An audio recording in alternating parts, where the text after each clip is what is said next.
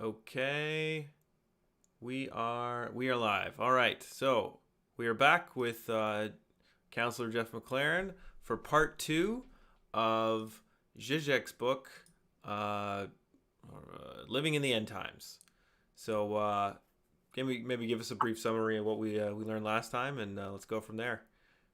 Sure, sounds good.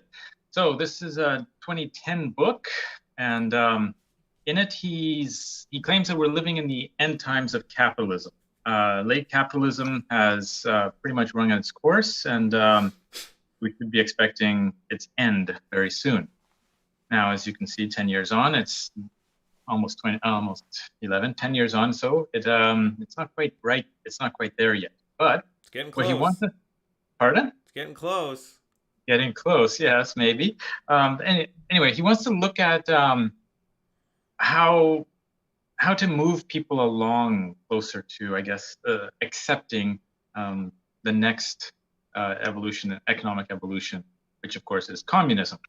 Slavoj Zizek is an avowed communist, and he wants us to get us there because he appreciates capitalism for what it has done and for what it can do.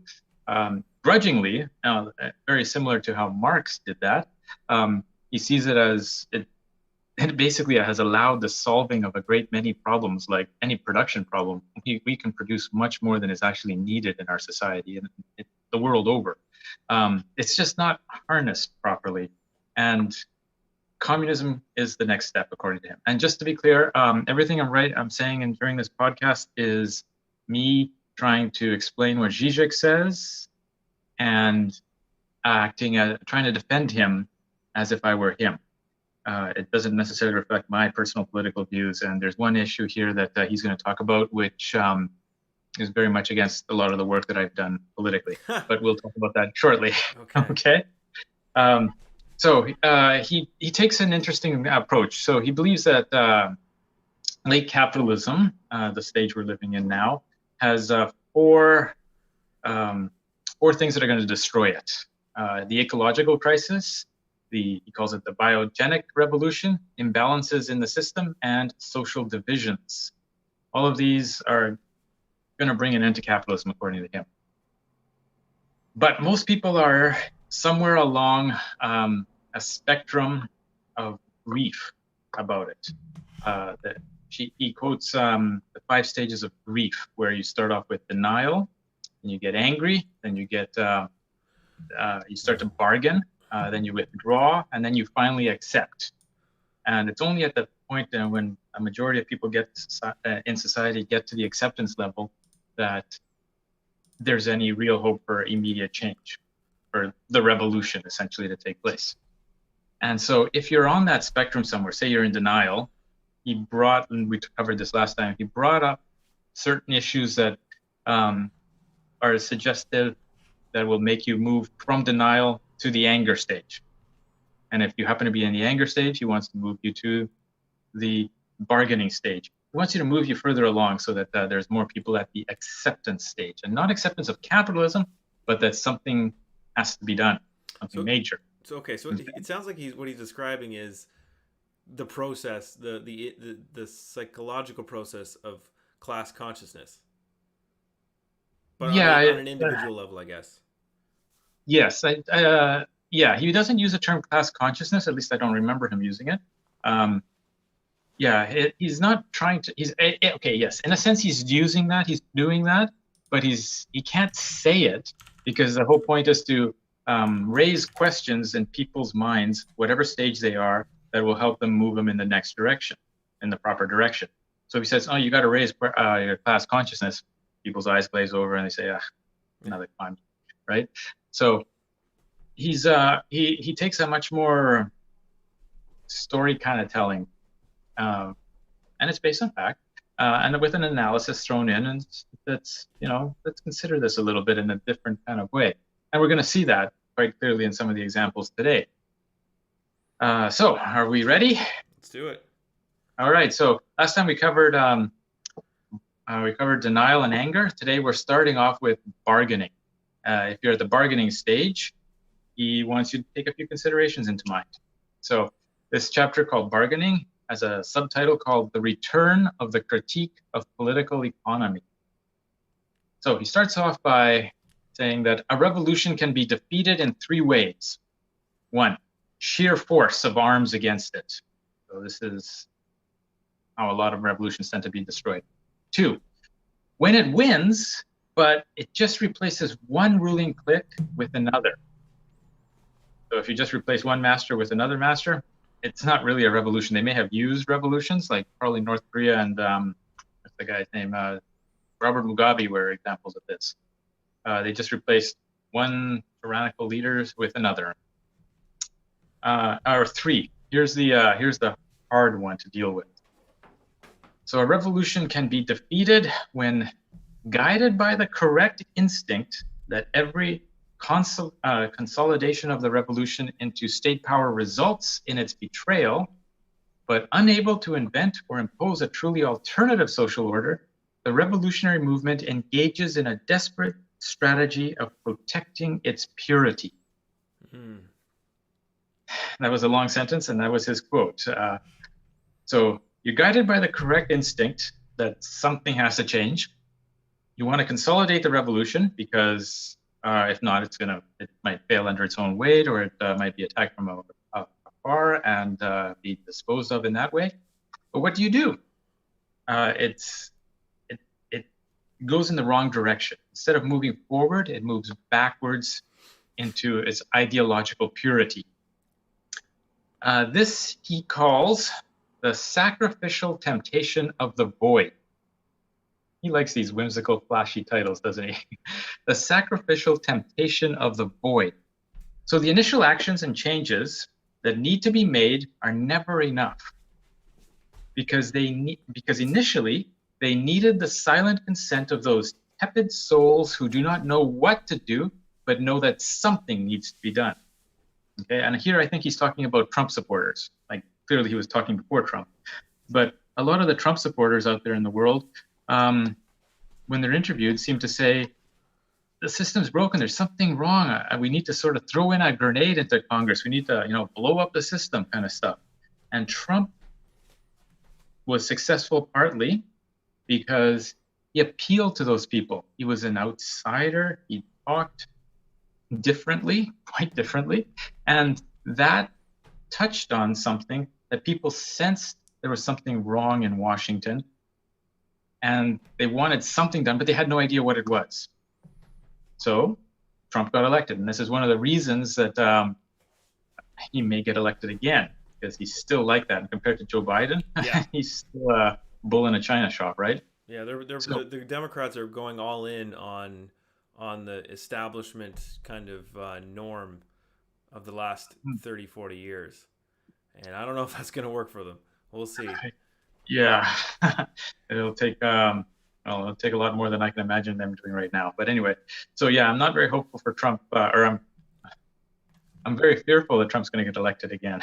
Yeah. So anyway, so the first thing that needs, if you're going to have a revolution, people need to realize that there's something wrong, and people are sort of realizing that in the United States. And then you got a Trump, because he promises, to be very, very different.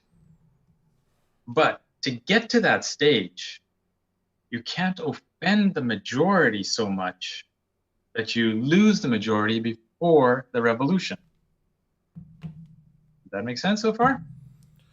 That's a problem with all the books and material that you might have, the ideology, the propaganda of a revolution before the revolution. It has to travel a fine line so that it doesn't alienate too many people.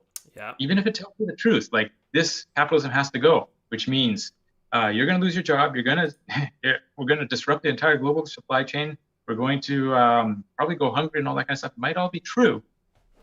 But if you tell people that prior to the revolution, they're going to say, I don't really want that. It's not that bad. We don't live in that bad a situation right now. So according to him, it's those silent consent of those tepid souls who do not know what they want, but know that something needs to be done. The silent majority, having given their silent consent, often withdraw it when what is at stake really manifests itself. and then the revolution often eats them. So all the people that supported a lot of the Bolsheviks were purged later on, because what they envisioned, the purity of what they envisioned, wasn't coming about. And of course they would oppose Stalin because, hey, this isn't what we agreed to do like before the revolution, right? So the revolution must move forward, but this is the problem. It moves backwards towards ideological purity. It cannot move forward because it does not know what to do. The void is past. That is the past that does not work, but sounds good because it got the masses to the revolution as far as a, quote, first victory. So if you go back to what got you where you were, your first victory, you're heading in the wrong direction. Okay? Often leaders are tempted to sacrifice an uncertain future for the unworking or unsustainable, but known and comfortable past. And this is a big fear, I guess he has, that any revolution that's still brooding, might fall into. So there's three things that could kill a revolution. That's the one that's most dangerous. Is repeating the past? Yes, going back to the past for inspiration. Yeah, I don't think I agree with him there, but okay. There's definitely lots of wrong ways to look at there's lots of people, Stalinists, for example, have very wrong ways of looking at past revolutions and taking the wrong lessons from them. So yeah, that's definitely an issue, and that's probably who he's talking about. Well, the Stalinists, if you recall, were quite successful. Right, but Stalinism wasn't. They were successful in creating degenerated worker states, but they weren't successful in creating international socialism. They got the second world. They did a pretty good job on that. I mean, they didn't get the whole world. That's right, true. But it was their bad ideas that stopped them from going any further. I'm not so sure it was that. There was a lot of people, even in the 1950s and 60s, who were very much pro-communist. I mean, that's part of why the Joe McCarthyism was so popular, right? It took an entire set of propaganda on another side, the capitalist side, the American side, plus force of arms, in many cases, to keep a lot of people from moving towards communism. I mean, we had to get rid of Allende in Chile. The domino theory was used as an example to attack communist countries, and of course, it's not clear. So the point that he's trying to make, though, is that Stalinists were successful, whereas other ones, like the Haitian one, were not. And that's important to understand, that Stalinists did change. They weren't orthodox. I mean, they didn't follow exactly what Lenin wanted or what Marx wanted or what any of the other great thinkers of communism wanted. Yes. They were successful in keeping power. They were, but they also impoverished themselves in doing so. It was a trade-off. That's another thing. And the USSR ended up failing because of it. We are expecting that the West is going to fail as a result of what we're doing as well, too. Yeah. But consider that they didn't necessarily impoverish themselves in all sorts of ways. Certainly, maybe in consumer items. But remember, they got the satellite into space first. They got humans into space first, right? Oh yeah. They put all their resources into technology and war fighting, which, I mean, they had their reasons, but. But they also stopped a lot of other global revolutions from happening because of the way they thought they had to go about it. Their tactics, their strategies were bad. Anyway, I'm not trying to defend Stalinism, but I think that what he's suggesting is that we shouldn't look at them as failed. North Korea is a Stalinist state, and they've been around for a pretty long time as well. And they don't seem to have any signs that they're about to collapse anytime soon. The point that he's trying to suggest is that we don't necessarily need to look at failed revolutions as much as we should also be looking at how it is they failed. And this, the temptation of the void, is one thing that he wants us to look at. or the sacrificial temptation of the void. So this, and it's a much broader concept than just like an armed revolution. So I'm going to give you another example of a revolution here. The sacrificial temptation of the void does not happen only in revolutions. One current example is in the study of economics everywhere. It's in the name of the science. The term political was dropped. It was, if you recall, economics used to be called political economy. Oh, yeah. Political economy, right? This dropping of the political, this was accomplished in order to get at the universal laws of economics independent of ideology. That's the purported goal or desire to do in this case. But ideology, as Zizek likes to say, is everywhere. It's even in toilets and toilet seats. Right. And stuff like that. It's everywhere. So all it actually did was cement the neoliberal ideology as the hidden political force behind economics today. And I think this is becoming a more growing realization, is that economics, as it has been taught for at least the last 40 years in university, is liberal, neoliberal ideology.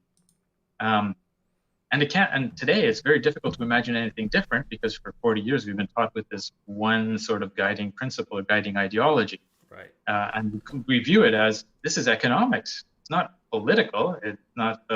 It's what it is. It's like the laws of nature or something like that. Yeah. So here's his quote: "Once we accept that the economy is always a political economy, a site of political struggle, that is, the economy is a site of political struggle always. In other words, that it's so in other words, what happened before, in other words, that its depoliticization, its status as a neutral sphere of servicing the good, is in itself always already the outcome of a political struggle." This is, if we realize this, and that neoliberalism essentially won in the schools, then the prospect of re-politicizing the economy, and thus of its reassertion as the possible site of a truth event, is opened up, which is going to lead us to this new concept that he's got, a truth event. And it's very different from a fact or a factual event.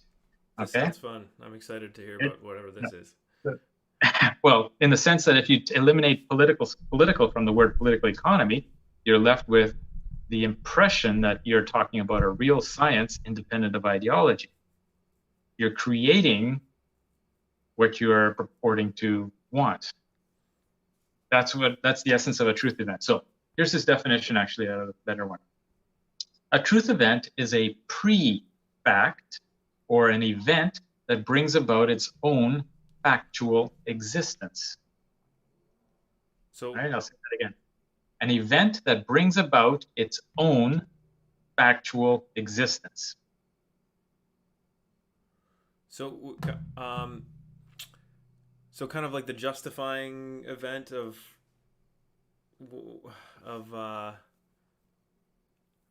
the new economic paradigm. Yeah. Okay, I'll give you two examples from him, and the first is the political economy one. Removing the term political from political economy, a truth event was created in which people now hold that good or the best economics does not deal with policy or political matters, thereby preventing alternatives from being thought, let alone expressed. Another example was the lie of the Greek finance minister that Greece, quote, had achieved the economic conditions to enter the European currency union. Okay. However, having been accepted into the European currency union, world confidence in Greece's situation changed such that it did satisfy the conditions to enter. So you see what happened here? Yeah, Greece didn't. Yeah, they had a list of things that you needed to do to join the EU currency union or whatever it was, and Greece didn't have them. So their foreign minister said, "Yes, we did. Yes, we do." And since people believe foreign ministers, not foreign ministers, finance ministers, that increased confidence in Greece actually changed the global increased confidence in Greece, having been accepted into the EU, changed the conditions such that now it did meet the conditions. So in order to meet the conditions, it had to join the union. And once it joined the union, it met the conditions. Yeah, it's kind of like modern job applications, like or job descriptions, where they say you need 5 years experience, but you don't get 5 years experience until you have a job, and it's like this kind Mm-hmm. of catch 22. Yes. But once you do get it, yeah, What Greece did said they lied about the 5 years experience, right?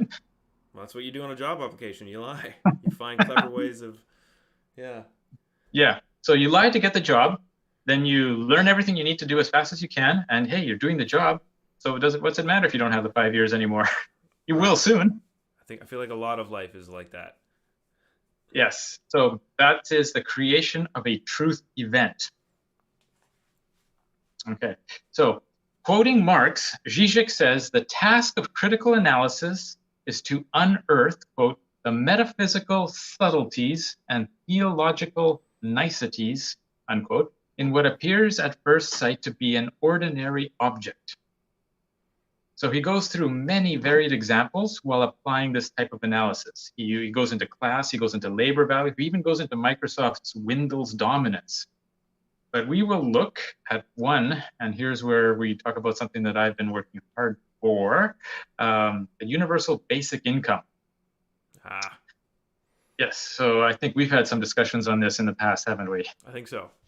Yes, so you you may recall that in my second year, or was it first year of politics, I moved a motion asking municipalities everywhere in Ontario to petition the government to support a basic income. And I don't know if they listened, but the Liberal government at the time decided to try a pilot project. Then the Conservative government shut it down. I like to think that I had something to do with that, but we'll never know. I can I also mean, just be now deluding we're myself. getting well, especially now we're getting to the point where that's going to become more and more of a people are considering it a lot more, and the Yes. need for it. Now, Zizek has some problems with it. Okay. Which was a big surprise for me, and he has some interesting things to say about it. So, again, I've worked for this. I still believe in a basic income guarantee or a universal basic income. But what I say next is not meant to take away from my work in the Gotcha. past. Okay. So, where are we here? So, a universal basic income is an attempt to prolong the basic evils of our capitalist system and insure it against revolution. That's what Zizek says. In late capitalism, the shift to intellectual and immaterial labor necessarily reduces the type of alienation experienced on an assembly line and replaces it with a more hidden kind. So if you recall, when Marx was writing, he was talking about the evils of the assembly line and how that alienated the worker. They would do something and then the product would be taken from them and they would never actually see its completion or anything like that, and a whole set of other conditions of alienation. However, today, most people do not work in an assembly line. Today, it's a shift to intellectual or immaterial labor. So you're asked to smile on the job, as an example, or you're asked to think about something, solve a problem, logistics or something like that. This is very different from what Marx experienced, but he does see a very strong connection. It's just different and harder to see. Um, so where in the past the worker was not really physically connected to the product in any meaningful way because it was always sold, today, for today's knowledge and affective workers, affective meaning people who have to express their emotions as part of their job performance or as part of their job. So today's knowledge or affective workers, their labor is not taken from the worker in the same way, that is physically, but both workers are the same, that is the assembly line worker and today's knowledge and affective workers are the same in that they are giving up the commodified substance of their work.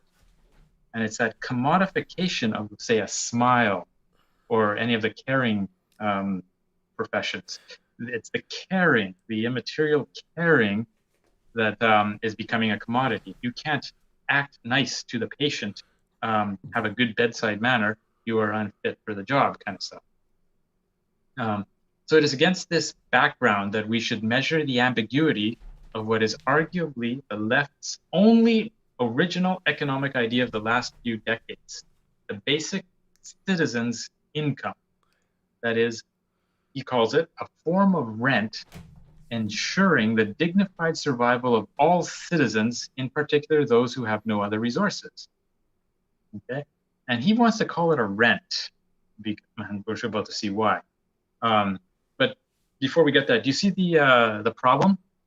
When you are, say, as a parent, you take care of your child, you smile, it's freely given, right? Right.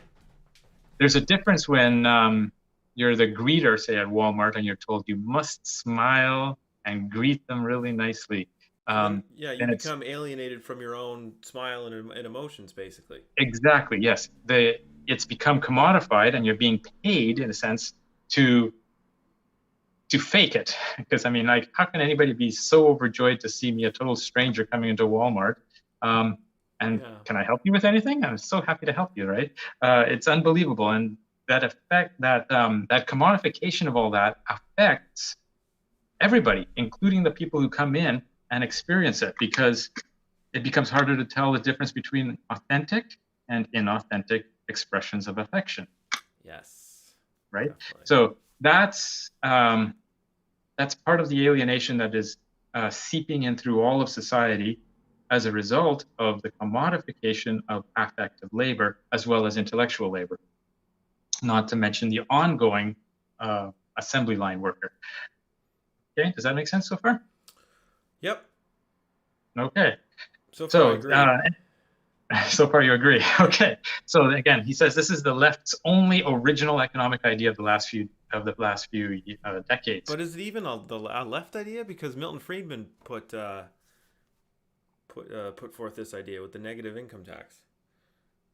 Yes, a negative income tax is not exactly the same thing. So, Yeah, it's a if little you're, different, but yeah, I believe he would say it's very, very different. So, universal means that everybody gets it, well, I whereas think a the negative, negative one everyone gets it too. It's just that with if you're rich, you have to pay it back in taxes at the end of the year. sure, so you don't get it. It's taken away from you. Yeah, but it's technically given to No, everybody.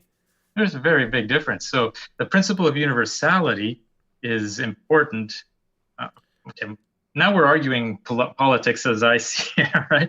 The point of universal health care is that everybody gets it, whether you're rich or poor. Yeah. And the point of having a universal basic income is that everybody gets it.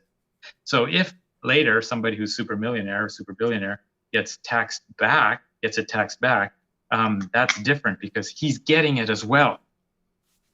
Whereas in the negative income tax, people who are making above that certain minimum threshold are positively contributing to the income tax pool, and the people who are below it get a subsidy or a payout in a sense. So the end result may be the same in the sense that people balance it out, but the principle is not the same because it's not universal. When something isn't universal in a political sense, it's much easier to Yes. kill or destroy or commodify or even corrupt. So we have welfare is looked down upon by people who don't use it, and that's part of the problem with not having a universal basic income. If it's a negative income tax, people who pay more will be looking down even more. But he still sees that as a problem. Anyway, we'll get to that in a sec. Okay, so enough of local politics. All right. So he specifically wants to call it a rent, and he points out that in Brazil they actually do call it a rent. It's like basic rent as the translation. So it should be taken seriously. The introduction of a basic rent brings to a conclusion the becoming rent of profit which characterizes contemporary capitalism. This is one thing that Marx had also predicted, if I recall correctly, is that as the profit rate goes down, which is normally a good thing for a society as a whole, as it increases more equality, it's the rent that takes over as the dominant source of income for the capitalist. Yes. Yes. Okay. They become rent Um, seekers, which you're seeing yeah. now a bit. Yeah. Like Amazon is a perfect example. Yes. And there's hundreds of them. Even he actually points out to Bill Gates, who collects rent for enabling people to participate in global networking. I mean, how many computers have Windows on them? I mean, it's the natural one to get, and you're essentially paying him rent to be able to connect to the internet through Windows. Now, if you want to use, say, Ubuntu or something like that, you still pay that rent because the computer comes preloaded with Windows, right? So anyway, so he gets that, and so that's rent on an intellectual level. Then there's also rent collected by those who dispose of natural resources, such as oil or wood or like forestry and that kind of stuff. They are collecting a rent in a sense. Finally, the workforce. This is, again, the third element. So we got capital, and we have land, and now we have labor. So the workforce, the third element in the production process, would also be paid a rent. That's what a basic income guarantee is. And he asks, what is this rent based on? And as its other name, citizens' income indicates, it is a rent paid to all the citizens of a state, privileging them over non-citizens. We are dealing with a rent, something citizens receive on account of the mere fact of being citizens of a state, independent of what they do. Zizek's quote. So that's not necessarily a bad thing. And Zizek actually acknowledges many of the benefits of a universal basic income, such as improving general, genuine freedoms and equality. And he admits that these two, freedom and equality, have traditionally been opposed, and that a universal basic income would help end that dichotomy of freedom and equality, right? Like, how can you be free and equal at the same time, right? Yeah. Right? So it contributes to the equalization and the increase in freedom of the people. So he sees that as a good thing. But there's another problem. He goes on to admit that economic justice would also be advanced in a multitude of ways. So mothers would be getting this thing, are actually being recognized for the great work that they do in raising kids, which is pretty much unpaid labor right now. There is a huge amount of economic justice, and he goes through several examples, including motherhood. Goes on to admit that it would produce a kinder, gentler capitalism, a sort of socialist capitalism. He even imagines that a worldwide basic income in which rich states support poor ones could be achieved this way. However, all is not well, because all the left is doing is justifying capitalism when it is at the service of the welfare state. So this he sees as the possible next step of capitalism, and that the universal basic income is going to lead to that.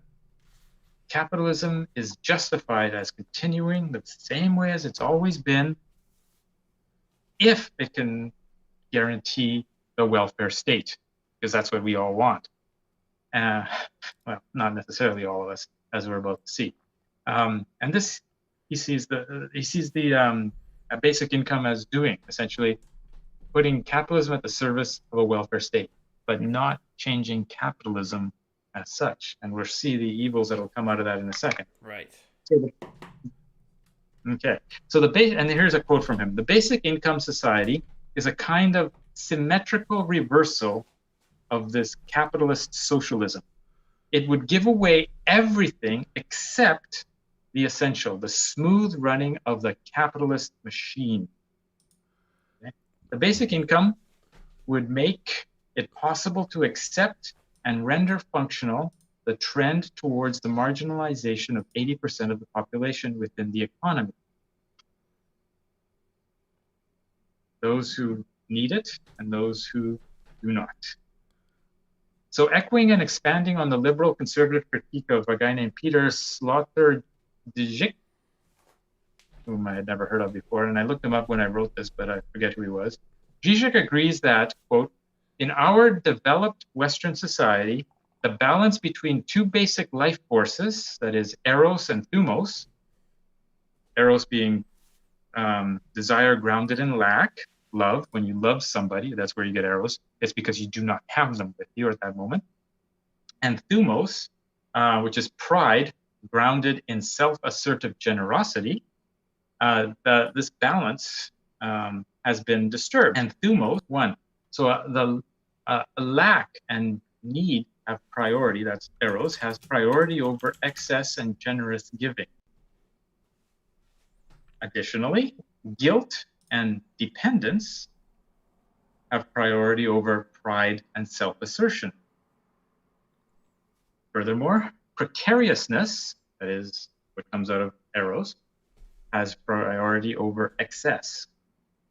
We have practically no understanding for the complementary dimension of the life of the human soul, the pride, the honor, the generosity, the having and the bequeathing, the whole scale of giving virtues which belong to the complete humotic life.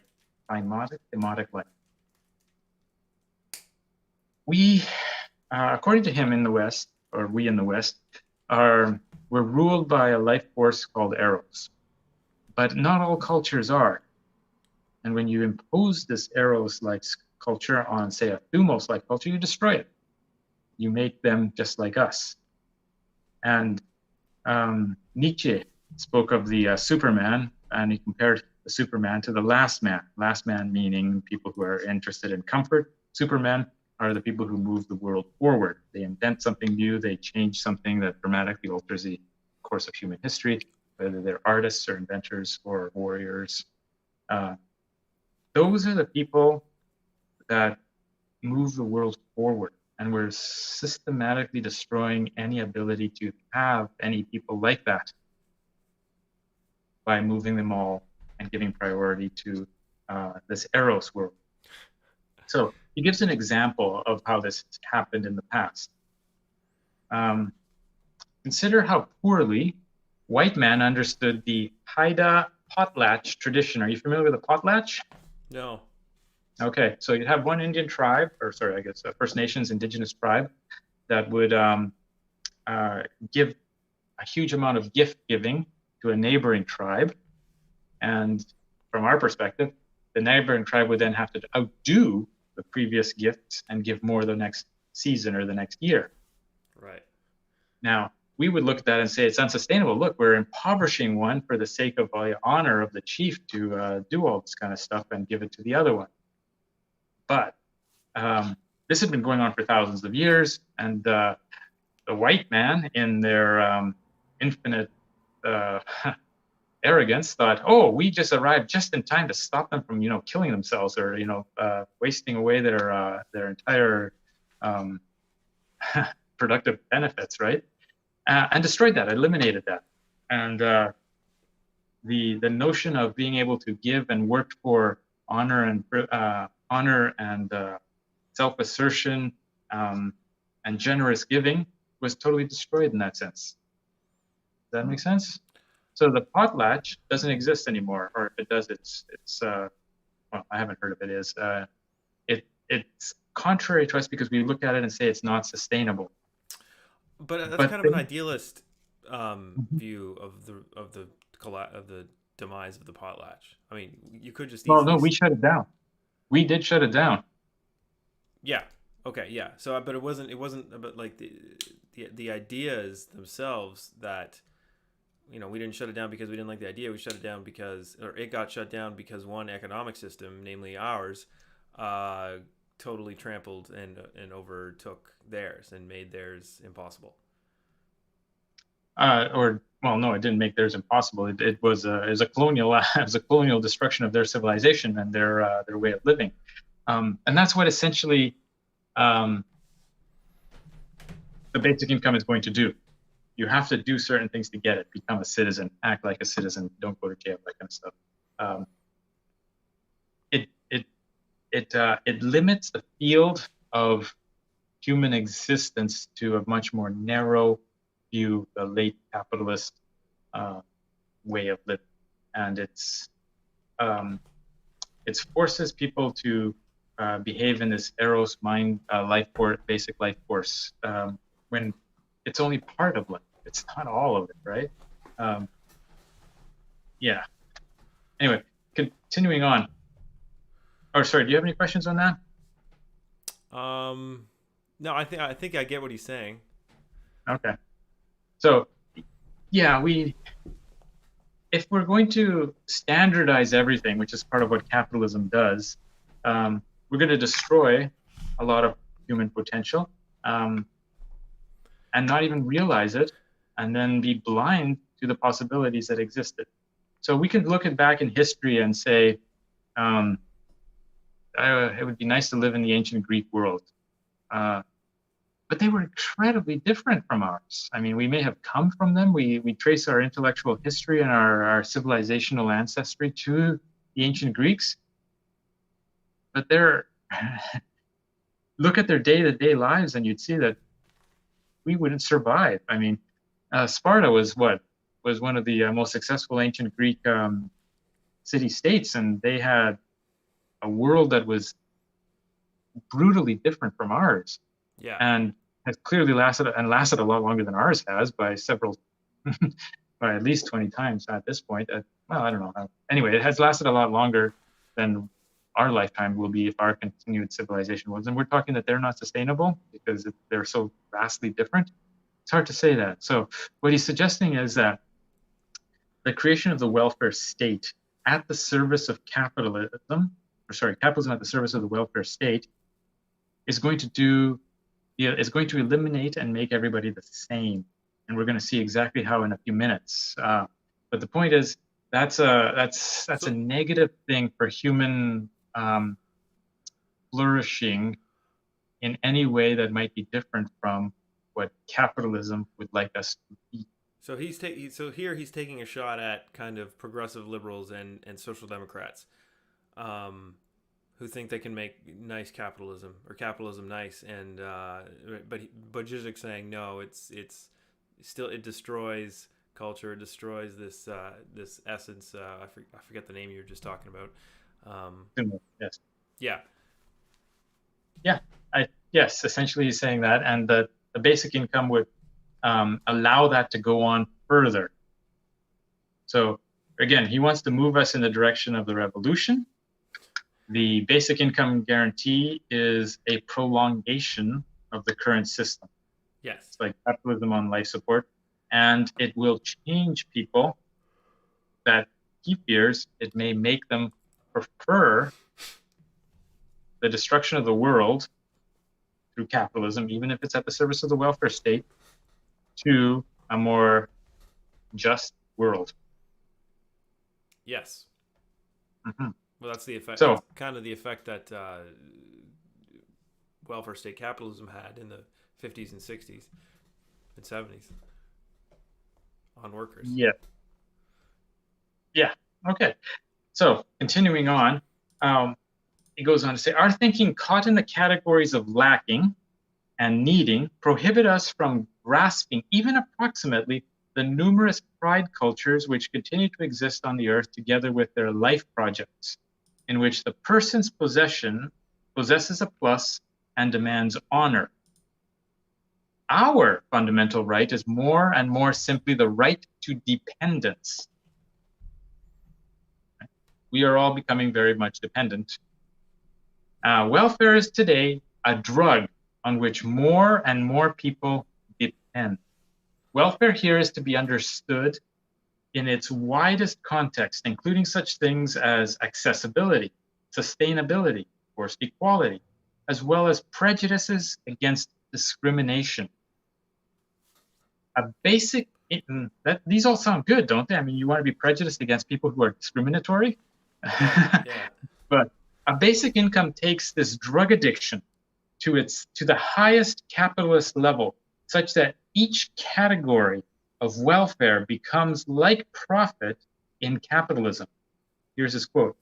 It is capitalism itself which, at its very core, is driven by a perverted eros, by a lack which becomes ever deeper the more it is satisfied. Therein resides the superego core of capitalism. The more profit, in this case welfare, the more profit or welfare you amass, the more you need. That's significant. We say that capitalism is unsustainable because we can't keep taking from the earth. We can't just keep accumulating and accumulating. There's just not enough space while there's so many people who are going hungry.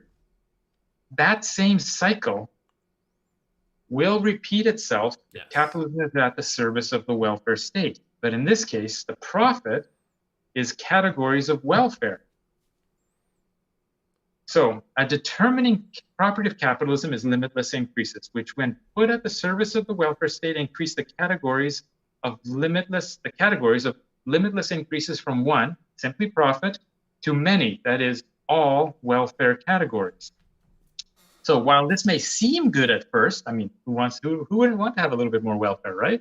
While this may seem good at first, it is not, since it is not too hard to imagine someone trying to treat sadness and other perceived bad psychic states with drugs. So one of the things that I heard about a few years ago was that they're trying to create a drug that would help with your sadness.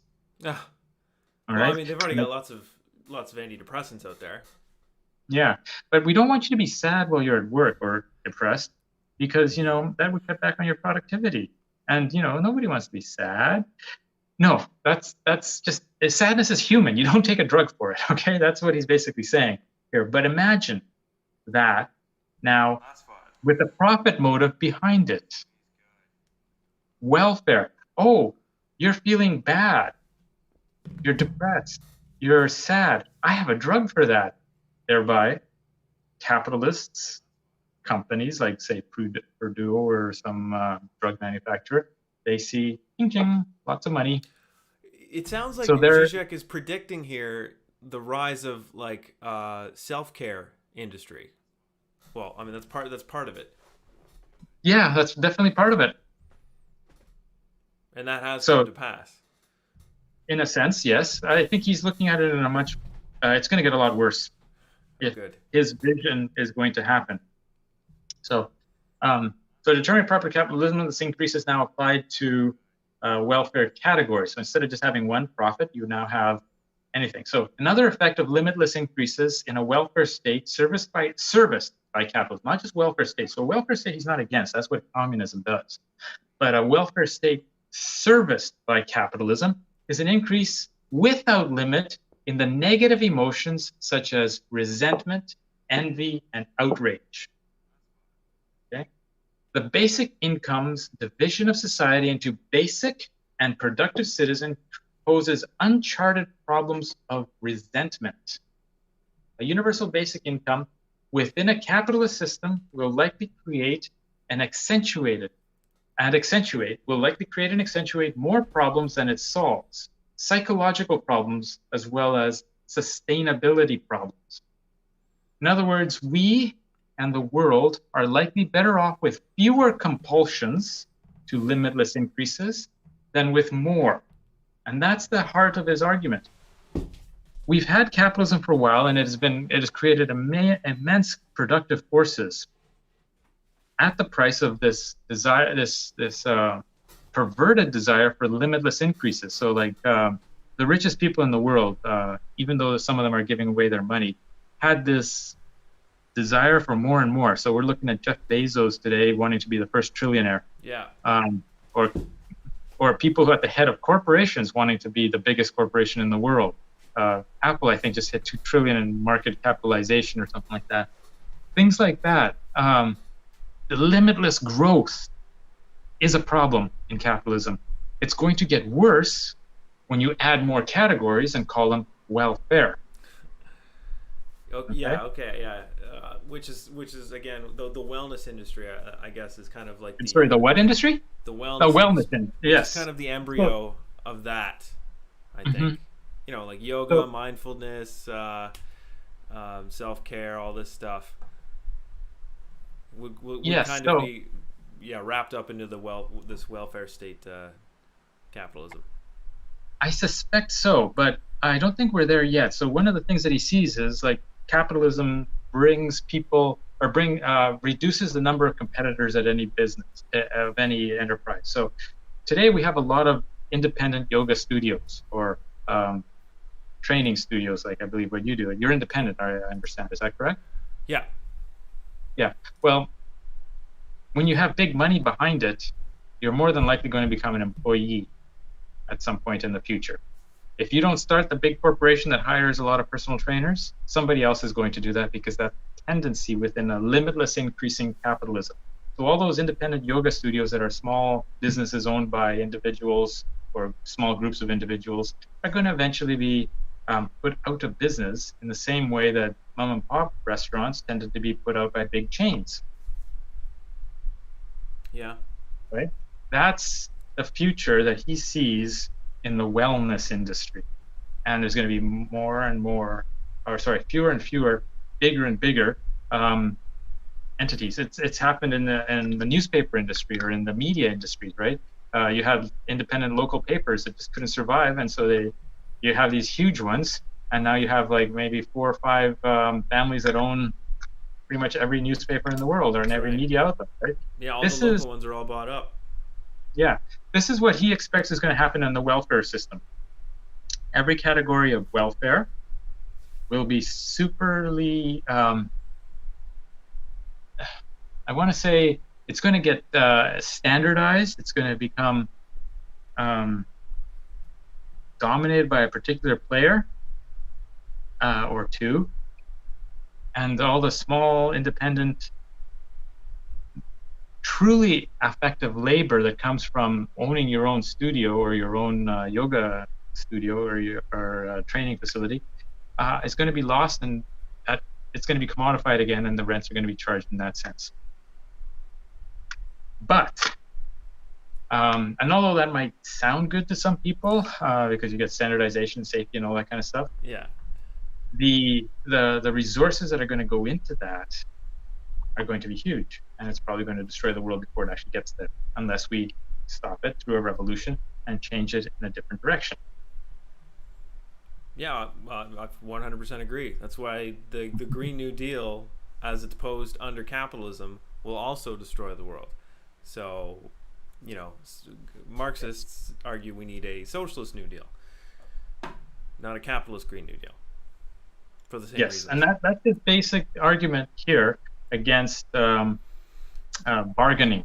So remember, this chapter is based on the notion that people want to bargain. So okay, let's find the silver lining in what we're doing here. This is going to be better because if we standardize yoga, everybody gets it the same thing no matter where they are, and it'll be exactly the same, and everybody will be happy, and they'll be cheaper for them too, and it'll be cheaper for everybody. So he's psychologizing social democracy and like the wellness industry, kind of all as bargaining with capitalism. Yes. So we I are agree. essentially, yes, no, he's not saying it's bargaining. He's suggesting that those people who are at the bargaining stage, you say, like, I think he would describe me as being in the bargaining stage because I'm advancing a basic income guarantee. Yes. And he's you're put still in this denial. new ideas into my mind, suggesting that, hey, maybe you might want to rethink that. And it's been it's been in my mind. I can't bring myself to say I'm against the basic income guarantee. I still think it's a great thing, but he raises some questions, and that's part of what he's trying to do, is put into people's minds that at whatever level they're at, that hey, this what you think is right, or whatever you think you're doing right now is not exactly the best thing to do. So I could see when I got the the basic income guarantee bug, that hey, this would make the world a better place. And what he's saying is yes, it does appear to that on many levels, and I can list them all. I've given speeches on this. But at a more fundamental level, all that I'm doing is postponing the end of my civilization, which honestly doesn't seem too bad. I got 2 kids that I want to make sure they have a long life, but will it last until my grandkids' time? I don't know. Is it better that I take the revolution and the fallout that comes with that, so my grandkids can live a better life? It's a hard question to ask and answer because we don't know what that would be, right? Yeah. In another book, we talked about how for him, we just need to redirect the violence that the first world is directing, that the rich developed world is directing at the poorer developing world, just a little bit back, and we'd change our mind. We would change instantly because it'd be so violent. Right. Yeah. So, reading this now, I'm thinking that if Zizek was talking to me because of this basic income, I'm probably in the bargaining stage and need to move over to the next one, sorry, the withdrawal and then acceptance. Um, Yes. so that may just be where I am today. I'm not entirely sure, but yeah. So for me, it opened up my eyes to other possibilities and potential pitfalls that I had not considered. And as far as I know, I mean, nobody's.